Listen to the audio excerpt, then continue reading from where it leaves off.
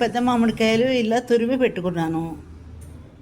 ఇప్పుడు ఒక అరకప్పు ఉప్పు వేసుకుందాము. ఒక చెంచాడు పసుపు వేసేసుకుని ఇది బాగా కలిపేసేసి ఒక పూట ఎండలో పెట్టుకుందాము. బాగా కలిపేసి ఎండలో పెట్టుకుందాము. బాగా తురిమి ఉప్పు పసుపు వేసి పెట్టుకున్నానండి.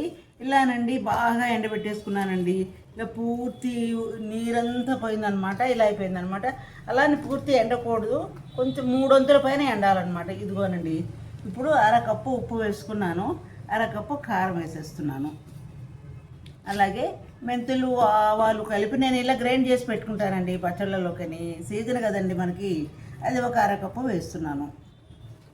అలాగే ఇంగువ అండి మనం ఇది కొంచెం వేసుకోవాలన్నమాట. ఎందుకంటే మనం ఈ తురిమిన పచ్చడి టిఫిన్లలోకి బాగుంటుంది అనమాట. దోశల్లోకి, ఇడ్లీలోకి అప్పటికప్పుడు చేసుకోకుండా అవసరానికి అక్కడికి వస్తుంది అనమాట మనకి. అందుకని ఇలా వేసుకుంటాం. ఇదిగోనండి, అలాగే ఇంగువ కాచిన నూనె కూడా పోసేస్తున్నానండి.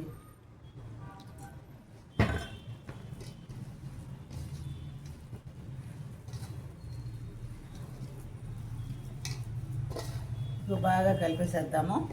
కలిపేసేసి బాగా 1 గంట ఉన్నాక బాగా నూనె అన్ని పడుతుంది కదండి, అప్పుడు మనము ఒక సీసాలోకి పెట్టుకుందాము. ఇది ఏమంటే అండి 3-4 రోజులు యువతలు పెట్టుకోవాలండి. తర్వాత మనము ఫ్రిడ్జ్లో పెట్టుకోవాలన్నమాట. ఇది అన్నంలో కూడా వేసుకోవచ్చు, అన్నంలో వేసుకోవచ్చు, ఇడ్లీలో వేసుకోవచ్చు, దోశలో వేసుకోవచ్చు, ఉప్మాలో వేసుకోవచ్చు.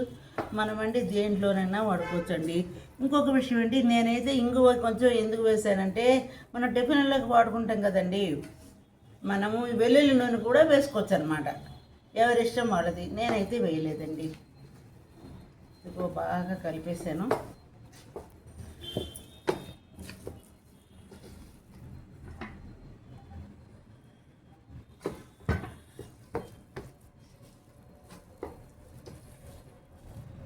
ఇదిగోనండి, తురిమిన పచ్చడి రెడీ అయిపోయింది. ఇది మీరు కూడా చేసుకుని రుచి చూసి నాకు కామెంట్ల రూపంలో తెలియచేయండి. లైక్ చేయండి, షేర్ చేయండి, సబ్స్క్రైబ్ కూడా చేయండి.